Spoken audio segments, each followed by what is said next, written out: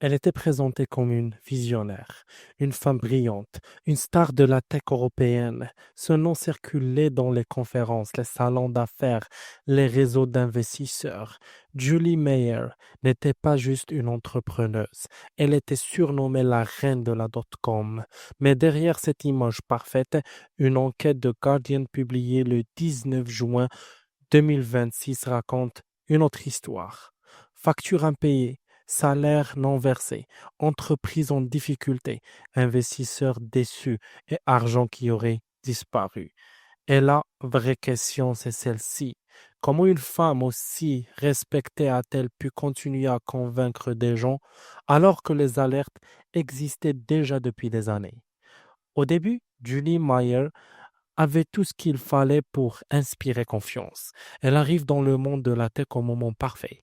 La grande époque d'Internet, des startups, des promesses de richesse rapide. Dans les années dot-com, elle devient connue grâce à First Thursday, un réseau londonien qui connectait entrepreneurs, investisseurs et acteurs de la tech. Le Gardien la décrit comme une figure célèbre de la scène technologique européenne, et c'est là que son image se construit. Pas comme une simple consultante, pas comme une petite intermédiaire, mais comme une femme capable d'ouvrir les portes, une femme qui connaissait les bonnes personnes, une femme qui pouvait mettre un entrepreneur face à l'argent. Dans le monde des startups, cette promesse vaut de l'or parce qu'un fondateur n'a pas seulement besoin d'une idée, il a besoin d'un contact, d'un investisseur, d'une introduction, d'une personne qui dit je peux vous mettre dans la bonne pièce. Et Julie Meyer semblait être cette personne.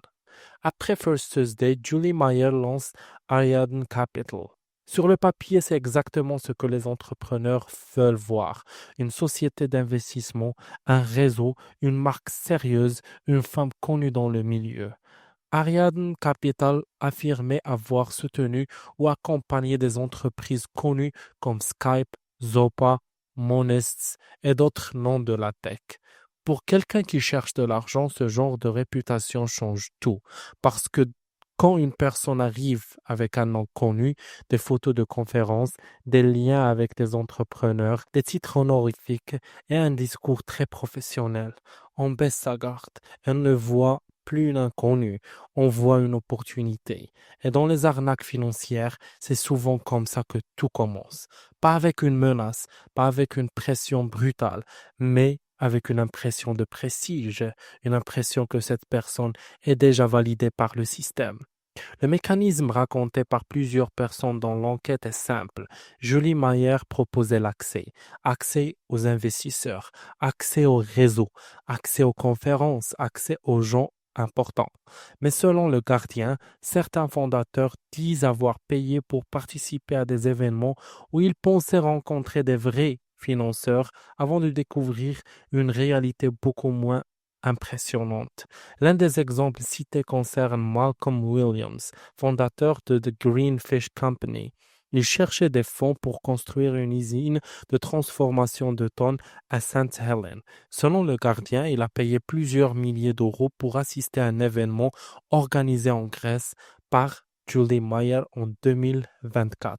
Il pensait pitcher devant des investisseurs, mais une fois sur place, il dit avoir surtout trouvé d'autres fondateurs comme lui, des gens qui cherchent aussi de l'argent, pas forcément ceux qui allaient en donner. Et là, on comprend le piège psychologique. Chacun pense entrer dans une salle remplie d'opportunités, mais parfois la salle est surtout remplie des gens qui ont tout payé pour espérer la même chose. Dans ce genre d'histoire, l'argent ne disparaît pas toujours d'un coup. Il part petit à petit. Une participation à un événement, des frais de conseil, des promesses de présentation, un investissement annoncé, un document envoyé, une réunion prévue, puis une autre, puis un retard, puis une excuse, et l'espoir continue, parce que la victime ne veut pas croire qu'elle s'est trompée. Elle se dit, j'ai déjà payé, j'ai déjà avancé, j'ai déjà parlé à cette personne. Si j'arrête maintenant, je perds tout. C'est ce qu'on appelle le piège de l'engagement. Plus une personne investit du temps, de l'argent et de l'énergie dans une promesse, plus elle a du mal à accepter que cette promesse était vide. Et c'est exactement ce qui rend cette affaire aussi dangereuse. Ce n'est pas seulement l'argent, c'est l'espoir qu'on continue à nourrir. Le plus troublant, c'est que les controverses autour de Julie Mayer ne datent pas d'hier. En 2016, l'Evening Standard rapportait que sa société Ariadne avait été impliquée dans plusieurs litiges concernant des factures commissions impayées. En 2017, The Wall Street Journal et Private Equity News reportaient que le cabinet Clifford Chance avait poursuivi Julie Mayer et Ariadne Capital au sujet des frais juridiques impayés. La même année, Business Insider rapportait qu'Ariadne Capital au Royaume-Uni était entré en administration après plusieurs difficultés et litiges. Puis, en 2022, l'affaire devient encore plus grave. Julie Mayer est déclarée en contempt of court dans un litige avec le cabinet Farrer Co. Après avoir manqué des obligations liées à une dette contestée d'environ 197 000 livres. Cité AM a aussi rapporté qu'un mandat d'arrêt avait été émis après son absence à une audience. Donc la question devient encore plus dérangeante. Pourquoi des gens continuaient-ils à lui faire confiance? La réponse est brutale. Dans le monde de l'argent, l'image peut survivre longtemps après les faits. Julie Mayer continuait à apparaître comme une entrepreneuse connectée. Elle publiait du contenu, elle organisait des événements, elle parlait d'investissement, de technologie, de start-up, de futur. Et ça, c'est une leçon énorme. Beaucoup de gens pensent qu'une mauvaise réputation détruit immédiatement une personne, mais dans la réalité, ce n'est pas toujours vrai. Quand quelqu'un maîtrise son image, change de pays, change de cercle, change de public et se présente toujours avec les mêmes mots prestigieux, le passé devient flou. Les nouvelles victimes ne connaissent pas les anciennes et le cycle recommence. Selon l'enquête du Gardien, les problèmes autour de Julie Mayer ne se limitent pas à un seul pays. Le journal dit avoir suivi sa trace à Londres, Malte, la Suisse et la Grèce, en recueillant les témoignages de dizaines d'anciens employés, associés, entrepreneurs. C'est important parce que quand une affaire traverse plusieurs juridictions, elle devient beaucoup plus difficile à comprendre.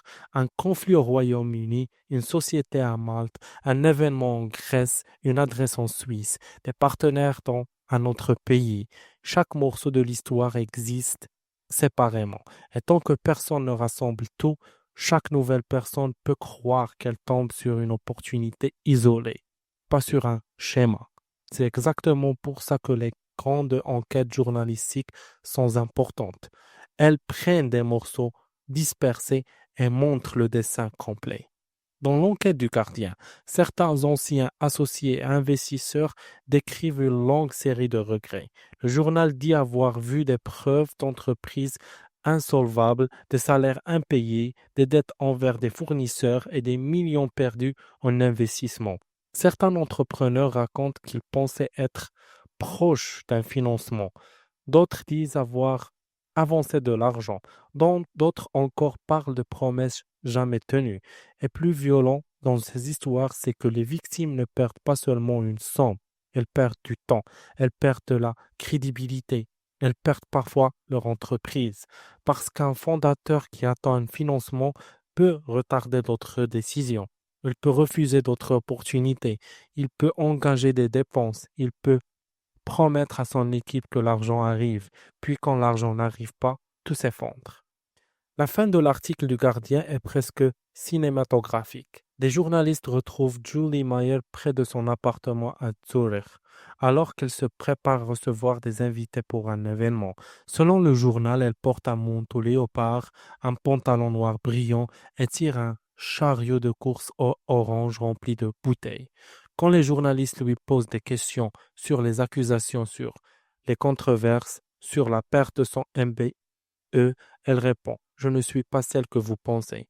Puis elle affirme qu'elle n'est pas Julie Mayer. Cette scène résume toute l'affaire. Une femme qui a longtemps été reconnue pour son nom et qui, au moment où les questions arrivent, dit que son nom n'est pas le sien. Cette affaire n'est pas seulement l'histoire de Julie Mayer, c'est l'histoire d'un piège moderne. Un piège où la confiance ne vient pas d'un bilan financier clair, mais d'un storytelling, d'un titre, d'un réseau, d'une conférence, d'une réputation, d'une photo avec des bonnes personnes. Et c'est là que beaucoup se font prendre parce qu'ils ne vérifient pas les preuves, ils vérifient l'image. Ils se disent, si elle est connue, c'est qu'elle est fiable. Si elle perd à des investisseurs, c'est qu'elle en est. Si elle organise des événements chers, c'est qu'elle a du pouvoir. Mais dans l'argent, une règle ne change jamais.